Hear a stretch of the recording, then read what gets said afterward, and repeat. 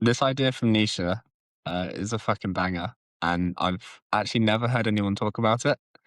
So in Thus Spoke Zarathustra, I don't know how to Zarathustra. pronounce that. Thus Spoke Zarathustra. Thus spoke Zarathustra, I think. Yeah, okay. In that book, um, so he compares honey. he- So he compares wisdom to honey, and he says how honey is sweet. With wisdom comes the sweetness of success, and comes with the sweetness of opportunity, and etc. And he thinks like you can really take apart this analogy, and I feel like some people are like bees who kind of like sort of produce this stuff, and they sort of whiz about the flowers and they produce the honey. But then there's a kind of dark side which Nietzsche warns us about, where he says sort of where honey is like sticky, and things sort of start to cling to you. And he uses the phrase "which grumbling bears go greedy for."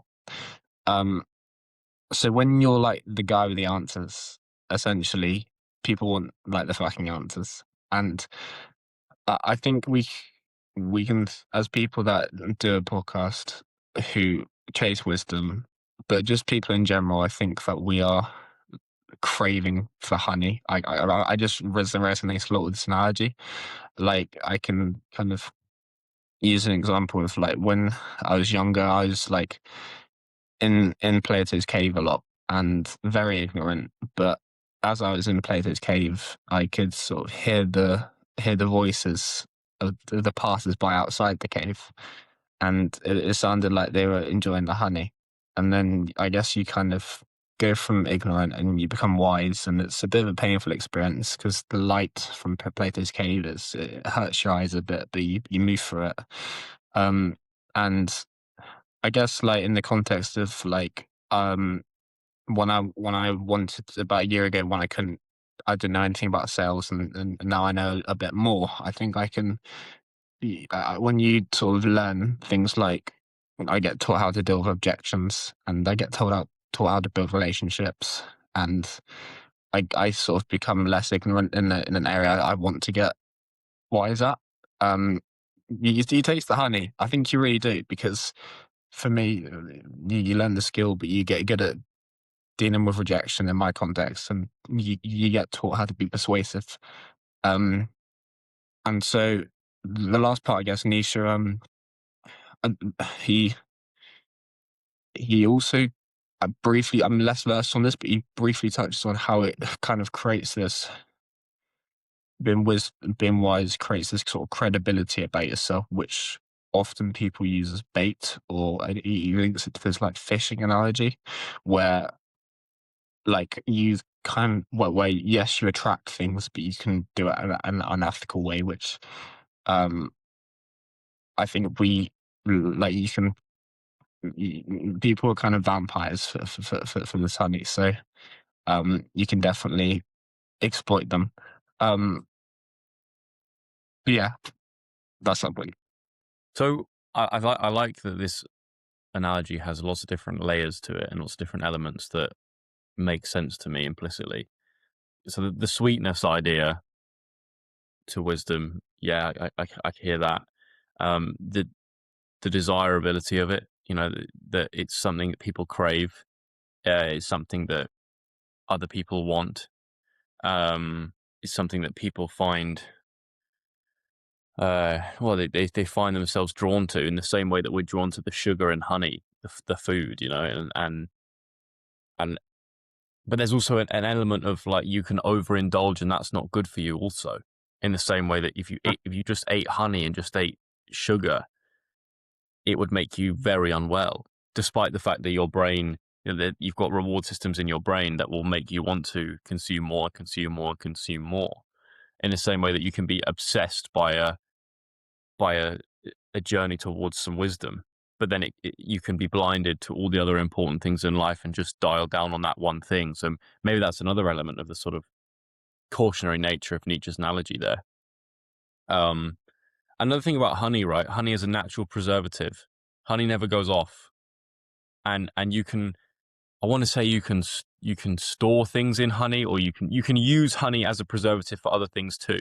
So it definitely has that quality to it. And I think about that with wisdom too. When I saw in your notes document that you were going to bring this up, I hadn't heard of it before, but immediately what I presume Nietzsche was going to say is talk about that never going off effect of honey and relating that to how wisdom never decays. Well, Mm. once it's embodied and acted out and believed or known fully, it never then goes away. Like you don't really forget it. If something is real wisdom, you don't forget it because it should be useful in different dimensions of your life and on a very frequent basis. So I think there's a lot of comparisons to draw, and there's also like with anything sort of that's sweet, um, too much of it can be intoxicating. I And think there is a too much element. There's a you can have too much of a good thing connotation going through here. I do have another thing that I want to add to that based on an article read by Ian McGilchrist, but you want to jump in a sec because you did for a second. Yeah, I think it's the thing that makes your teeth sort of decay in this Yeah. analogy. Is the byproduct of wisdom, the success and the opportunity and the things that come with it. I don't because I see wisdom as not having like too. I get that it can you can become an overthinker and like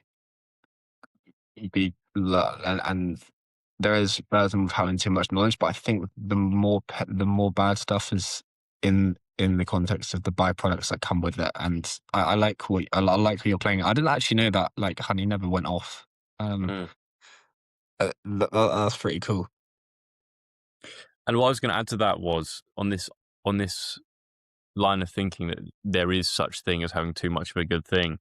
Um, Ian McGilchrist wrote this Substack article. Really, he was using his Substack to highlight another article. I can't remember who wrote it now, unfortunately, about the sort of chat GPTification of writing and academics and stuff. But anyway, the title of the article was Quantity Kills. And it was just a call back to the truth that we just seem to forget as human beings, that quality is always what you want over quantity. But for some reason, quantity is so alluring. Once we get a taste of something sweet, uh, being literally or metaphorically, we want to consume as much as we physically can in that moment instantaneously. But there is a dilution of the quality with quantity and that's what basically what McGilchrist was arguing in his brief introduction in this article. I can send it to you if you like. That in every case, it's just we do just water away quality by just wanting more and more and more. And I think that's another good line to this analogy, that too much sweetness is almost disgusting.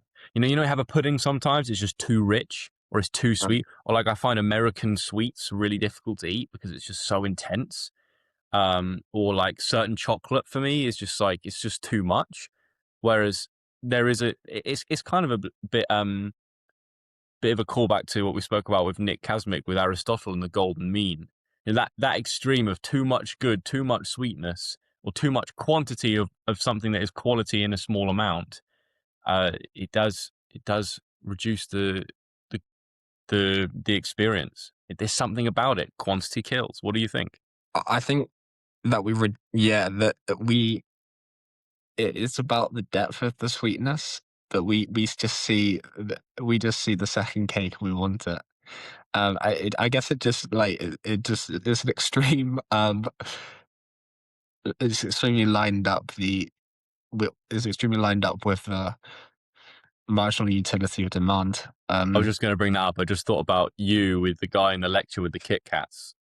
Yeah, so basically if I with every additional Victoria sponge I eat, the less my satisfaction is. So on the second one, it's going to be still decently high, like it's a full cake, but I'm still going to be going through it, and it's going to be pleasurous. But then I get to like number 8, and my teeth are like so fucked up, and my, my belly like just being like, what is all this sugar coming in? And then maybe I'll puke. So Mm. with every additional unit of something, the less satisfaction, and therefore we kind of want to it's almost like how do we get more depth out of the sweetness? Is it that we have to kind of wire ourselves to be like, this dessert is a treat right now, so I need to like just take my time with it and spoon in like slowly and really appreciate the meal. Perhaps, or maybe it's just selecting the right dessert that's going to be the right type of sweetness. That's maybe it's like a really formed like luxury, like you go to a Michelin star restaurant and it's like it just looks like beautiful. And there's only a couple mouthfuls, but each mouthful is like it's got like a couple of different layers, nice textures that like go with it, and it's just like sex in your mouth. I think yeah, there's probably an element of like being present with the thing, and really investing your consciousness in that moment to that thing will increase the depth and the quality of the experience, and maybe reduce the need for you to have more and more and more. I'm thinking about, like, recently I rewatched Ratatouille, you know, that classic kids film from sort of our generation. So good, man. It's up there. I can't wait to like watch a film like that with my kids. And there's this scene where the main character, Remy the rat, bites into a bit of cheese, but like with his eyes closed, and there's all these like swirly like yellow shapes around him in his mind. Then he bites into a strawberry and the same thing happens, but with different red shapes. And then he bites into a strawberry and the cheese at the same time, and it's like this mixture of yellows and reds. It's like this almost psychedelic experience he's having eating this cheese and strawberry. Anyway, maybe that's how we should not just bite into food in a literal sense, but try and bite into our lives, you know, with real presence and intention. But God, it's hard to do. um and I think what Ian McGilchrist was trying to say in that article was, we have to constantly come back to knowing that quantity kills. Like, especially in this world that we live in, Jacob, there's so much persuasion around to have more friends, you know, have more food, have more clothes, have more sources of entertainment, have more just things to fill up your fucking calendar, do more, be busy. Um, when when actually we don't really, like, there's no evidence that that leads to a better life. If anything, the truth is the contrary.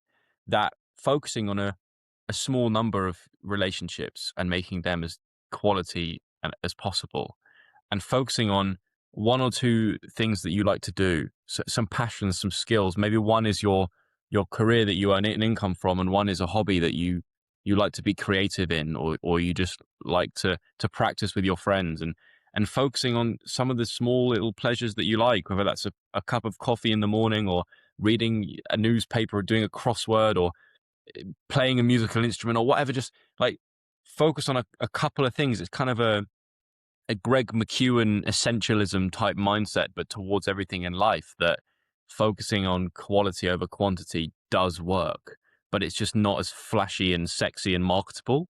But I think there's a lot, like, that leads to a lot more peace and satisfaction. You don't need loads of friends, you need three motherfuckers you can take on a country. Exactly. As much as the internet was fuming that we took that Joey Diaz line out of context, but yeah, what a hero he is. But it's true, man. It's true. It's like, you know, God, would you trade 3 like really strong friendships for 50 surface level like buddy relations? And you just wouldn't. Like, it's just, I guess it's objectively, just it looks better because you're more popular, and you yeah. see what a lot of people gravitate towards you. But it's not real. It's superficial. You know, if you can't be vulnerable with that person, if you can't help that person through a crisis, they can't help you through an obstacle you're facing in life. What's the point in it? I mean, maybe there's an element that these surface level buddy friendships are necessary. We talked about that last week with Nick, didn't we? But you wouldn't want your whole life to be just higher numbers of those kinds of relationships. You want some depth, you want some quality, and I guess when you look back on your life, the quality is what's going to stand out, not the quantity. You know, you're not going to think about like how many great cakes in a literal sense or a metaphorical sense you ate in a year. You're not going to have a number that you'll be thinking on your deathbed, but you'll reflect on the best experiences you had, the best single experiences you had in terms of quality, the best relationships you had in terms of quality, the few domains in life that you invested your time and energy into and you got good at. They're the things you'll be proud of. It's Mm. it's the Yeah, it's the small handful that you give yourself to. It's like one virtuous friend is worth sort of 50 buddies. Yes. From our conversation with Nick, and I Yeah. think you really think about this with relationships as well, right? It's better to like be as close to you'll be as close to your sort of true love and to secure yourself as a great person than to. I mean, I think than to sort of be dipping in and out. You know, those girls that are just always in relationships and are always like can't deal with it without being in a relationship. Um, I think I think mm, it's like almost like the longer you spend with something, um, the more you kind of find within it, and the more meaningful it is because you just this thing of like spending a lot of time in one thing or in one domain. Um, we seem to we seem to like find more meaning in it just through the length of stay. Um, yeah. I want to say you've just made me think here of a term from Heidegger that we did explore in the past, but I just want to make sure that it is on the lines I think it is, and it's this term called dwelling, um, which is basically, I think back in the day, I thought about it as sitting with something long enough, having the discipline to sit with something long enough for it to open itself up in the most beautiful way. And I guess a lot of, well, some of what I'm going to say in my big point in this episode is that. I'm just sort of checking this article, is fact checking myself. But yeah, dwelling. I think dwelling was this idea that you have to linger with something in experience for its true beautiful meaning to open up. Now, people can correct me if I'm wrong in that, and I'd actually like them to because I want to understand this properly. But yeah, this idea that like the mastery and the love that you'll have for a craft if you do it for 10 years will obviously be so far superior than if you did it 10 different things for 1 year. The almost, yeah, divine level of skill that you will acquire. There's just something to that is irreplaceable in life, in human life. Do you get what I mean by that? Yeah, and I think dwelling kind of for me means like sitting with things and letting like thoughts Yes. kind of like um and didn't you sort of back in lockdown didn't you sort of like dwell with your food a lot, kind of like take a long time you kind of like were very present with your breakfast and didn't let any kind of noise around it like get in. Yeah, because I was some weird, like, I was a weird bloke back then. Weirder than I am now in a way. And maybe those things would be great in my life now to be able to sit with a meal and not have to like put on a basketball game or call somebody or listen to a podcast at the same time and just let my attention be in the thing that I'm doing. Yeah, like I think dwelling with something enhances the quality, and maybe that's what we're talking about when we're talking about eating food presently. And I refer back to the scene in Ratatouille where he eats the cheese and the strawberry. There's something to that, and you can dwell in your relationships. When someone's talking to you, you can really listen. I know one thing I'm bloody terrible at is listening, and I know that because my mind is like a problem solver. It's always trying to jump to the next thing and grasp the next like thing to discover or the thing to do. And sometimes I do that when somebody's speaking to me or it's my girlfriend or a friend or whatever. And I'm not really there fully dwelling in what they're saying and giving them my energy and my time and my attention. And maybe you could dwelling in interactions with the people you love, friendships or romantic partners will enhance the quality of that relationship, or dwelling in a pursuit, in a craft, in a hobby, in a part of your career to get yourself really grounded in it and let it open up to you and let the pathways to mastery open up. I think there's something to this. I mean, to be honest, though, I think this is kind of what the masculine does. I think we like to worldly solve problems and like sort of use to find the utility and like I think because I just fully do can do that exactly as well. But it's something. I think I told you about this before though. But there's I don't think I'm ever going to forget this like little conversation I had. There's one time, like a couple years ago, where I was chatting to this like shamanic guy in the Costa, and we were like on a deep level talking. And I kind of asked him, "What do you think like my flaw is?" and he said that I think too much from my head and not enough from my heart. And Mm, since that day, I've remembered that, but I don't. It's like I didn't really ask him the solution, which I should have. It is something that I think is a massive, just like conflict within our bodies. But yes. yeah, before I pivot, I wanted because I don't think we've spent time sort of analyzing this film yet. Can you sort of give me a little kind of like from what you picked up? Is there any like more psychology you find in Ratatouille that you think is like kind of worth exploring?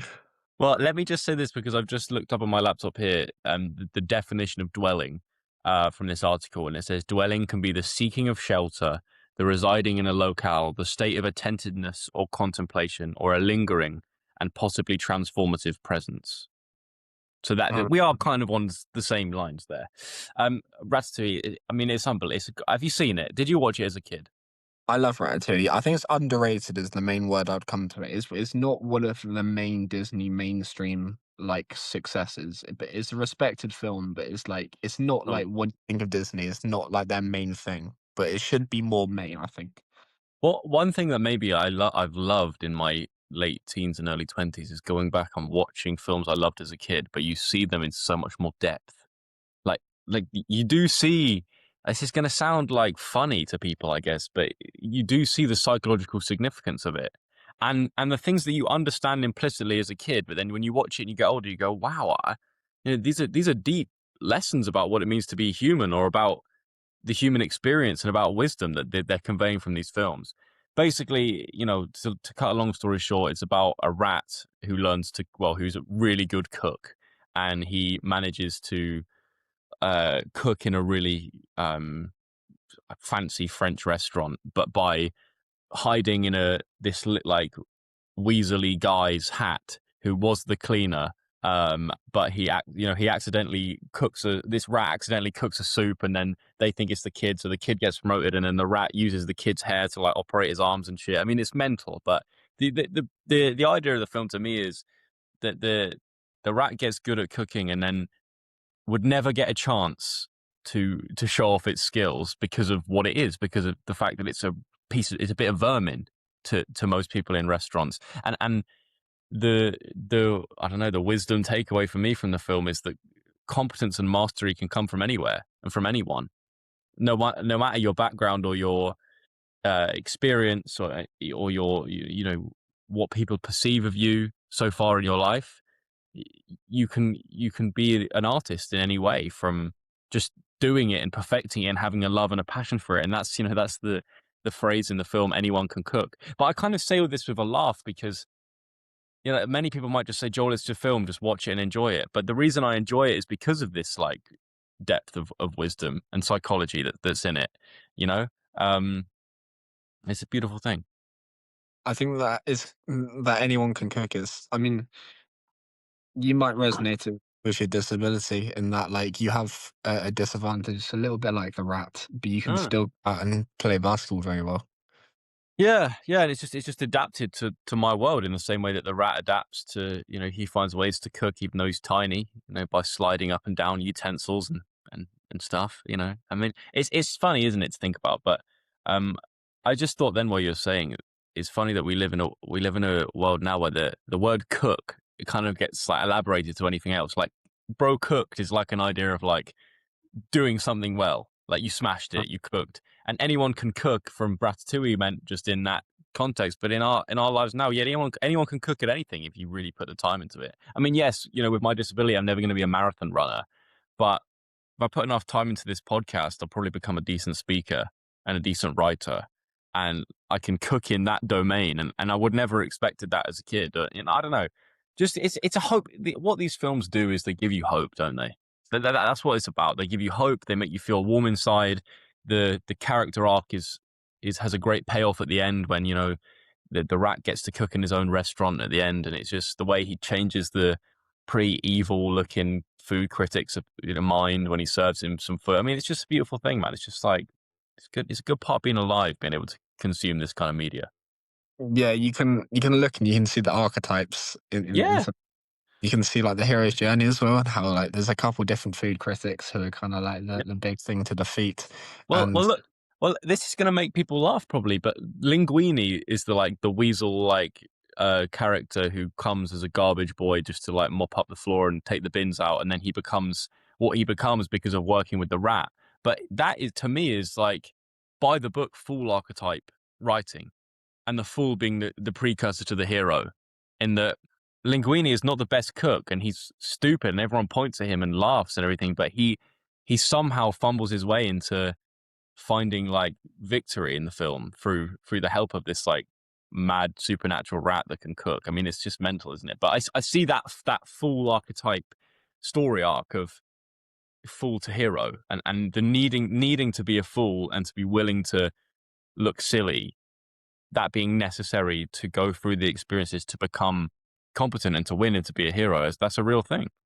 And also, when we think about villains, I feel like the characters aren't like normal villains in this film. They're not like big monsters trying to kill you. They're Oh. like, it's the angry chef and it's the food critic, Mm. and they're villains, but they're not like they're aggressive with their words and how they treat you, and they're like Yes. pompous. And Well, if we go to Valerie Frankel's villain's journey model, right, where the villain becomes what they are because of estrangement from the community and isolation. The brief bits of the film where we see the food critic's house, I mean, it's this massive, grand room, but he's there on his own at this like small desk with a typewriter where he writes his very harsh critical reviews, but no one is there with him. It's very dark. You know, there's no light and joy and love in his house. He is estranged from the community. People are afraid of him because of the work he does, and I see those archetypes coming through, that the isolation. And what's interesting is when his character turns around when he eats the ratatouille and he's sent back to a time in his past when his mother cooked him that like meal, and that there was associations with warmth and home and love there. That's when his character changes, when maybe he becomes reintegrated into the community because he remembers his humanity. And he remembers what it's like to be a vulnerable son and a vulnerable boy and to be cared for by his mother. I mean, maybe I'm just going too deep into this, right? Maybe I am. But it makes sense to me that then he becomes more warm and loving and he reintegrates into the community. And he invests into the restaurant that the rat then works in after the film. like that's how the hero defeats them, with the meal. And he defeats them with love. Yes, that's it. That's it. He alchemizes the villain into an anti-hero through love. Maybe there's something to that, hey? Okay, tell me about a temporary conscious dance through space and time. Oh, I love this. So this is basically this is my phrase. I don't know if anybody's actually written this, but I didn't get it from anywhere. And I've been trying to really pin down with words, Jacob, this way of living life that I really want to cultivate. And it comes from a few strands of thought and a few things that we discussed previously. But I'll just get going. I'll put the train on the tracks and see where it ends up. I'm not necessarily saying I know where I'm going to go with this point, but I have a few ideas of where I want to end up. So I've been playing with this idea that like we as 21st century humans view life way too much like a to-do list. In the micro world, in the day-to-day level, we have like calendars where we set up, specific times when we're going to be in certain meetings, and we have to-do lists for the day that we need to check off and boxes to tick. And the day then just becomes a series of mechanistic moves where we just go from one thing to another, and doing X is just done so that we can move on to Y, and we do Y just to move on to Z. And that's just what life becomes. We're just in anticipation of ticking the next box. But you can expand that out to the macro scale and look at our life and the stereotypical life path that's fed into us, that you get educated if you're lucky enough to, and then you try and land a good career, and then try and get married and have kids and get a house with a mortgage, and then you travel up the ladder in your particular career and get promoted or whatever, and then you retire at some point if you're lucky, and then you just die in retirement. That's a series of boxes to tick as you go on through the journey of your life. And I think all of us, we know somewhere inside of us that that's bullshit, and we don't just want to be constrained to that path. But we kind of do feel this pressure too. We feel this pressure that, fuck, I'm in my 20s and I haven't met someone I love yet, or I don't know what my career path is yet, and I'm nowhere near a deposit for a house. And that hurts us. because we are trying to keep up with the Joneses and look at the next guy and how he's progressing through those life tick boxes that are ultimately bullshit, but for some reason we all worship them like they're a fucking religious text. Anyway, so I don't like this mentality that life is a to-do list. And I think this links with something that my mum says to me often is she goes, Joel, you're not a human doing. You're a human being. We're not meant to live our lives as a to-do list. Because with a to-do list, right, it may be more productive in the sort of materialist sense, but it's not who we're supposed to be. You know, if we're spiritual beings having a human experience made in God's image, we're not supposed to be doing all the time. Where's the space for being? And when we see life as a to-do list in this way, there's no space for play and spontaneity. You know, there's no space for laughter. There's no space for love. There's no space for poetry and for music and for art. It's all about being a cog in the machine of your life, and trying to just increase output as much as possible and see things through this entrepreneurial like productivity mindset. And I'm sick of it, Jacob. And even though it's like may have helped me in my life, and my sort of focus on productivity has helped me in many ways, I don't think it leads me to happiness. Happiness is deeper and it's something else. And what I'm going to try and do now is kind of put the necessity of striving towards something in the material world with this like not being a human doing mentality. And so I want to go back to something I talked about a couple of weeks ago, or months ago even, I think. Carl Jung's idea of true consciousness. And he writes about this way of being in the world that he had in a massive big revelation on these plains in Kenya when he was watching these animals on the savannah from a hilltop. And he said he was so present and so still that the world opened up to him in such a profoundly beautiful way. And he calls it the stillness of eternal being, that he realized that was the main function and main purpose of human consciousness that we've been blessed with from whatever powers exist in this world. To experience life in this way, for it to open up so beautifully, that's what we should be doing. And just in the way that the human doing wants to be productive and create as much material output as possible, the human being, the purpose is to tap into true consciousness as much as possible. Feel that beauty, feel that love, and express that to other beings.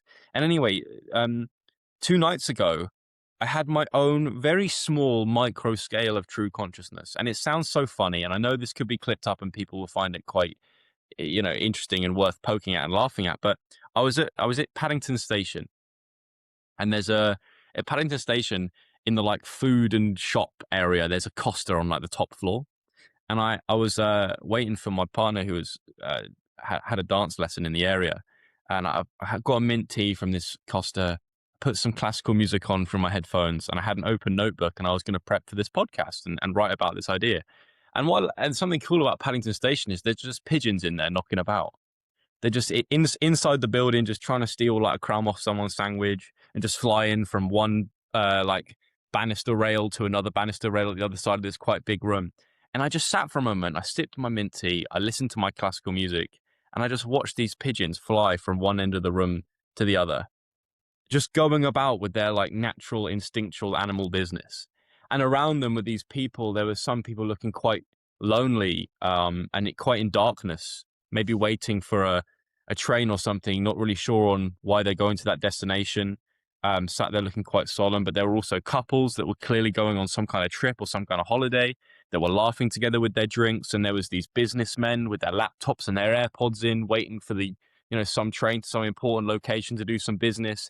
And in that one moment, the world and the complexity and the beauty and the meaning in the world just opened up to me way more than in normal consciousness. I saw more of the life going on around me, starting with the pigeons flying from one end to the other, searching for crumbs, and moving towards all these people with their different motivations and circumstances.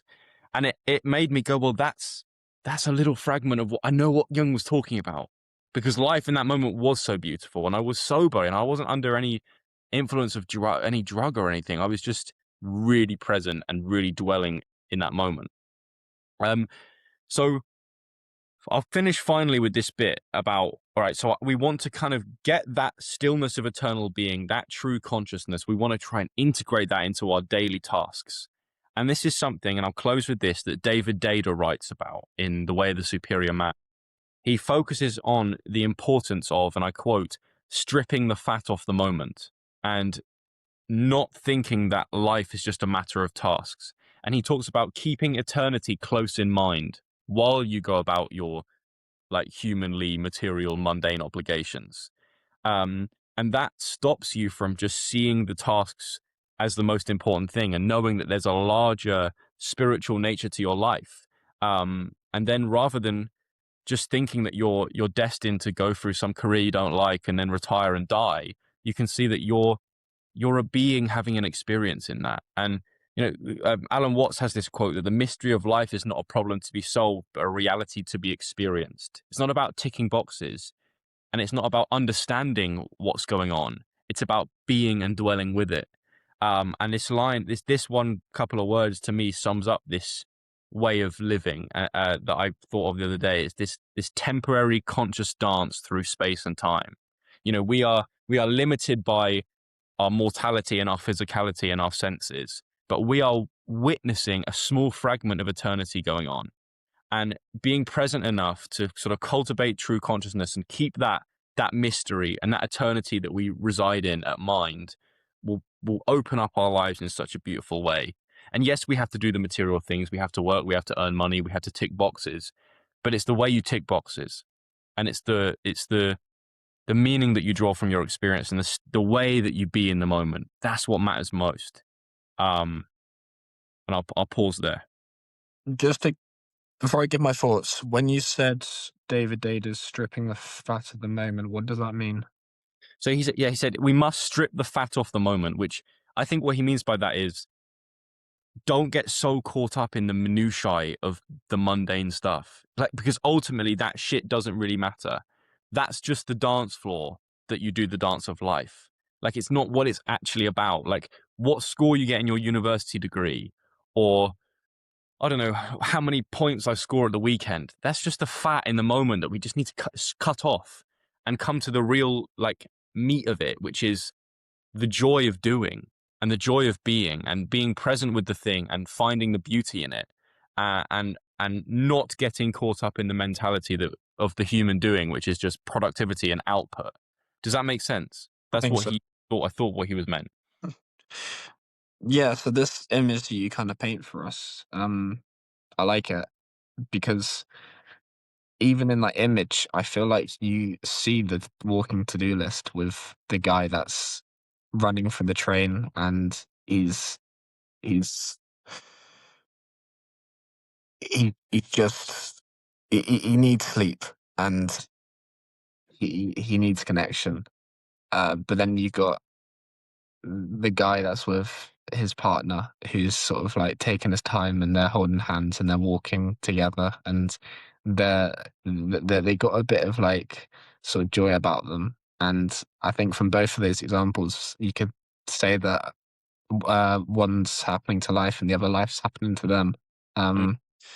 And I like when you sort of, I like when you mention the pigeons, because there's also something about animals that we like.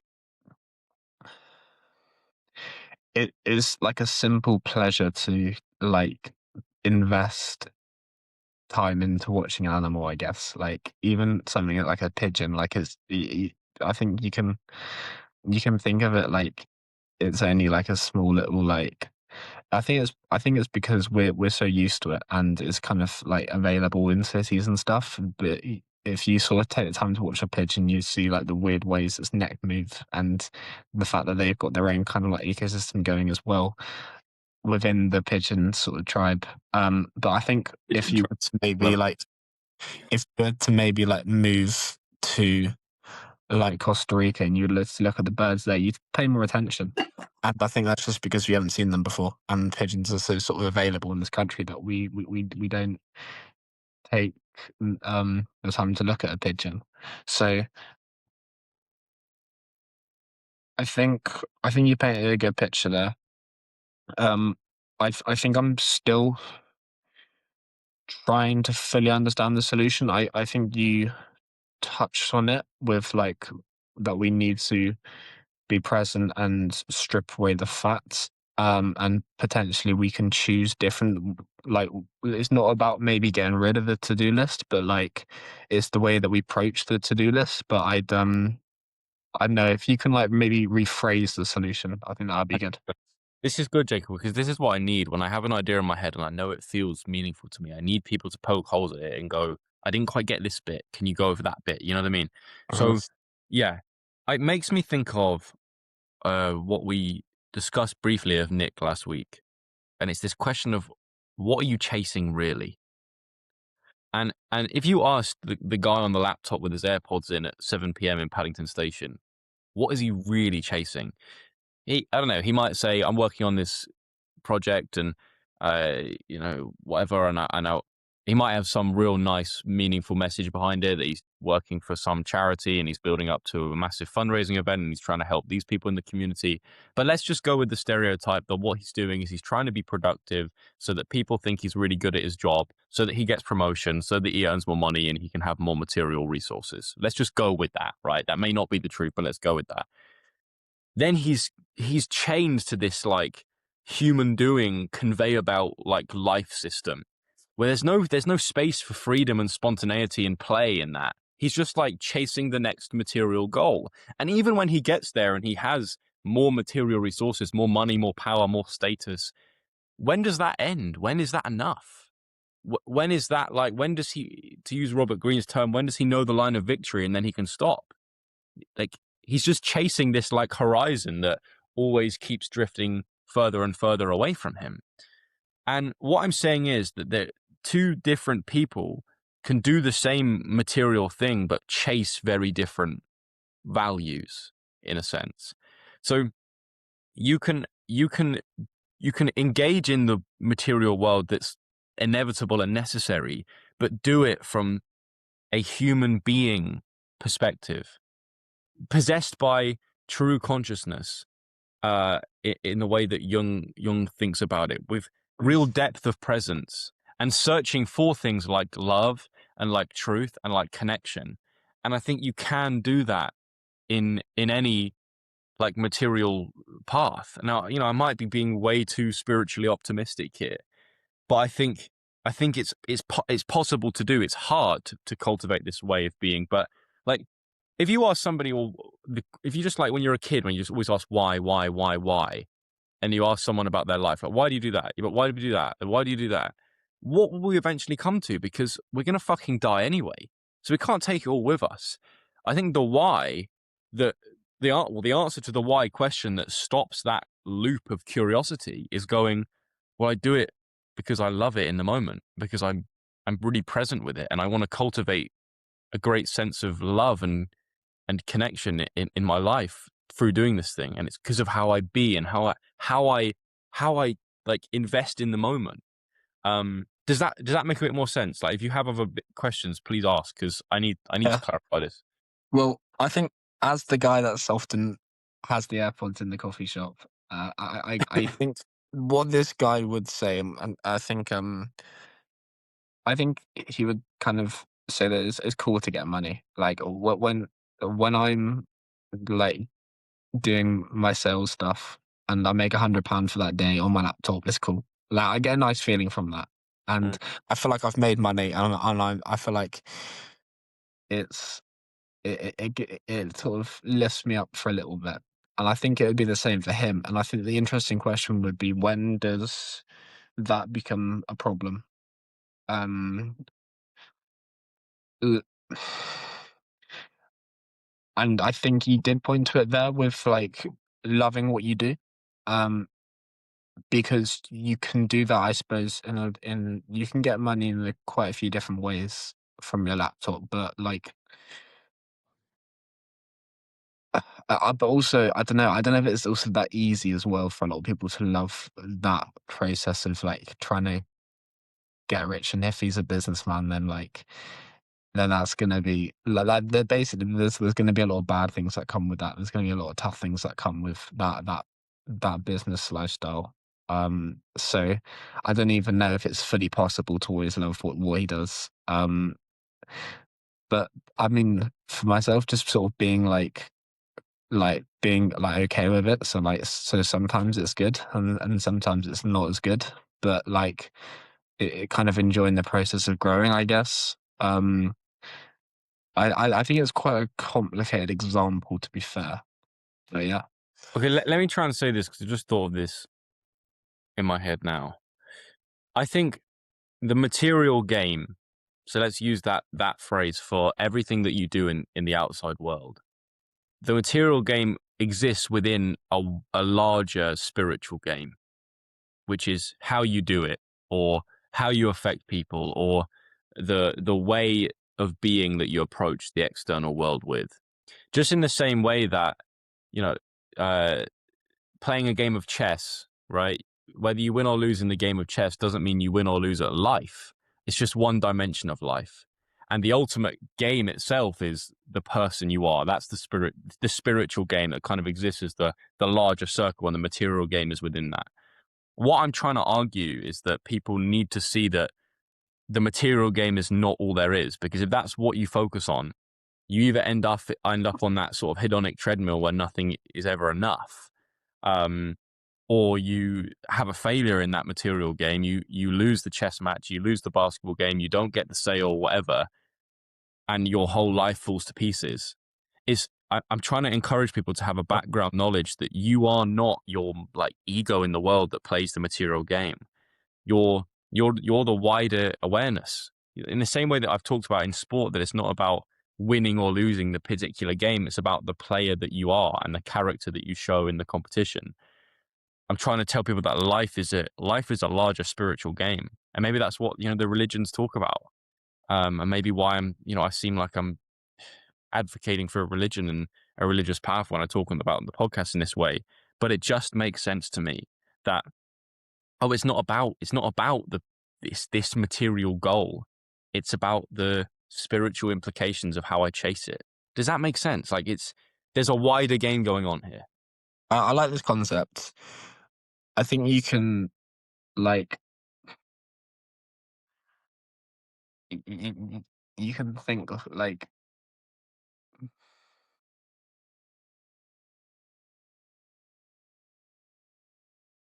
treating your child to some chocolate isn't a good move on the chessboard. Because maybe it doesn't like have any like extreme long term benefit. However, maybe in that moment it was spiritually right to do so, and it created like a lot of bonding, and it allowed them to like feel a bit of reward for something that you want them to feel rewarded for. Um, so I think it's kind of like moving in and out of like what game you're playing sometimes, Yeah. and knowing.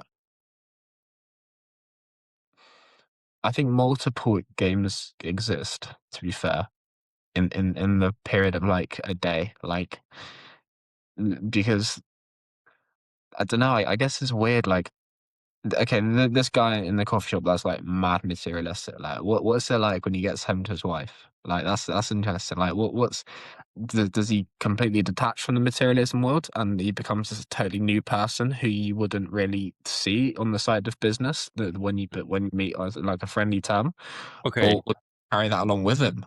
This is important. So this is a great point.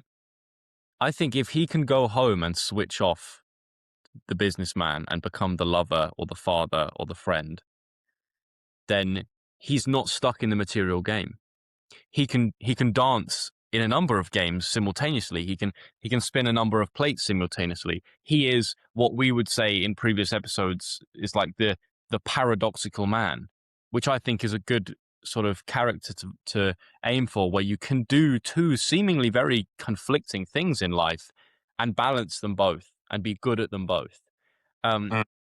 that, and I'd say he's still playing the wider game because he realized that the business is not just what it's about. If he goes home and he should be present with his wife or his children or his friends, and instead he's still answering emails and replying to voice notes and checking his bank balance and continues working late into the night, then he's not balanced. He's not in Aristotle's golden mean. He's in a dangerous extreme. He's stuck in the material game, and he's one dimensional. Does this? I think this is a very important distinction. Yeah,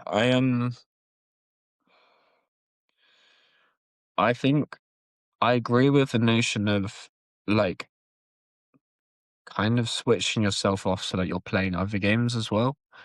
I think the example that you use, my argument against it would be like, I'm someone personally that wants to take his work home with him, and I know that a lot of people are like in this 9 to 5 and don't like living like that, but I personally do.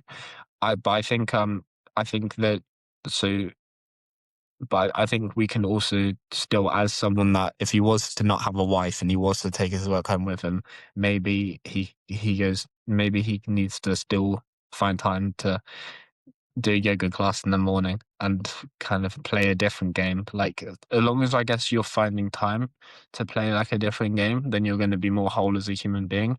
There is also the argument of that, like maybe for a season he has to be really like on it materialistically, and he's saving up for a mortgage. You know, That he needs those savings. that's Like, what I was just gonna say, right? Because yes, you work a hell of a lot, but that's just part of the stage of life that you're in, right? If you're, say we're 10 years down the line and you're a family man and you're still staying up till 1 a.m. editing podcasts, I'd be like, Jacob, what's going on?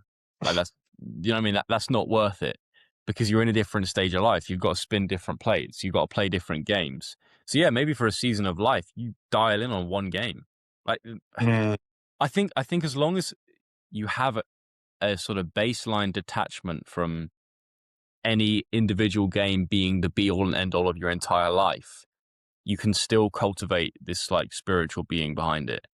I think what I'm advocating against is like just completely being possessed by like the human doing mentality. And it's all about productivity and it's all about the material gain because that's the highest good. I think viewing that as the highest good is dangerous. mhm. Because Yeah, also, before I let you go, I think this is an important point: is that like I come on here and I talk about ideas of Jung's true consciousness and stripping the fat off the moment and cultivating eternal being, etc., etc. But like I'm hypocritical in the way that I don't stay in this state all the time. I had a flicker of it for 20 minutes when I was at Costa in Paddington Station, right? I still woke up this morning and the first thing I did was open YouTube on my phone. I still like have a shit and doom scroll at the same time. Like what I'm saying is, no one is perfect, and you can't do this all the time. But the training that skill of deep presence is extremely valuable, even if it's just glimmers. Because I think people that we consider to be like spiritually awake or enlightened, to use a very controversial term, they do have this very deep presence and this mm, very deep appreciation for the moment. No matter how comfortable that moment is, they're really there. And they're not trying to figure life out. They're not trying to solve problems. They're not trying to tick boxes. They're just trying to experience and worship life and its beauty and its complexity. yeah. I I used to know a lawyer who was about sort of 70 years old, and he was working. He worked 7 days a week, and it was like you should not be working 7 days a week at 70 years old. Like he was like it. You could just like see it on him, I guess. Like the kind of the lack of sleep and he was not spiritually healthy. Um, so you can't. So doing it for a season's okay, but not for not. That was would have been his main thing, I guess, which is what you pointed to there. That the materialism game was the main thing. Uh, I think. But when it's when you're in Paddington Station, when you did experience that true consciousness, did you feel like peaceful? Like, was it? How does it compare to the normal life? It was almost like, yeah, it was like time froze and the world was just completely clear and open. And it's really hard to just describe this without sounding like I'm mental. Um, but it was peaceful for sure. I mean, there was no like worries in my brain at that point, no stresses in my brain. I was just so there, and it was just raw experience without, how like you experience things in life, but there is a constant mental dialogue all the time, or like you're constantly thinking, how's this person evaluating me? Or what's my, you're thinking about how you're going to act in the next moment. You're constantly anticipating the future, or you're lamenting on the past and going, well, I should have done that differently. Or there's just noise in your brain that's narrating your life. There was none of that. It was just what was like. I was almost, I was like a sieve that the experience just passed through, like freely, without stopping it and going, we need to intellectually analyze this here, or we need to think about how it affects my ego, or think about the past or future of this moment. No, it was just, I was just observing reality as it was, as raw as I ever have done. I know it sounds crazy, doesn't it? It really does, but it felt very real. The thing is, it makes sense. It's like he thinks all the time. There's nothing to think about but thoughts. Yes. Maybe that's what we're doing. We're just creating unnecessary thoughts all the time. Yeah, well, that is, isn't it? Yeah. So what? It's like, what does Alan Watts say in that lecture? Can I try and reproduce it in my sort of botched way? I think he says something like, "He who speaks all the time doesn't hear what anybody else has to say."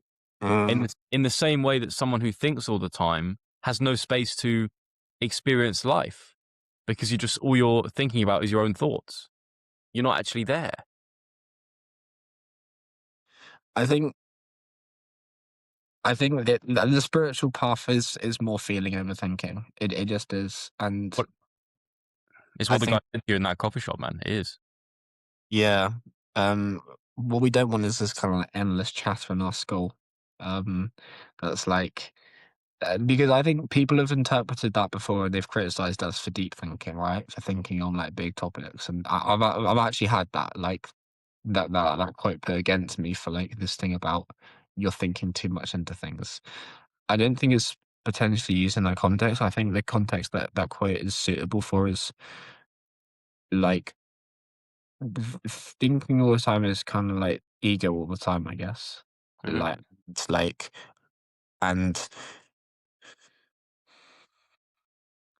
I guess occupying your brain with worldly stuff. So I think I I don't know if the solution is to not think, but like to have periods where you don't think. Like when that guy comes back to his uh, that materialistic guy in the coffee shop, when he goes back to his wife, he's not thinking.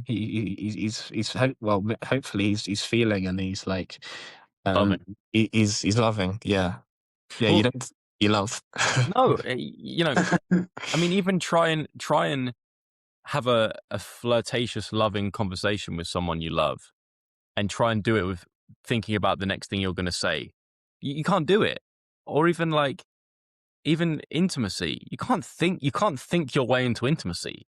It's a feeling, it's a dance. A dancing's like that.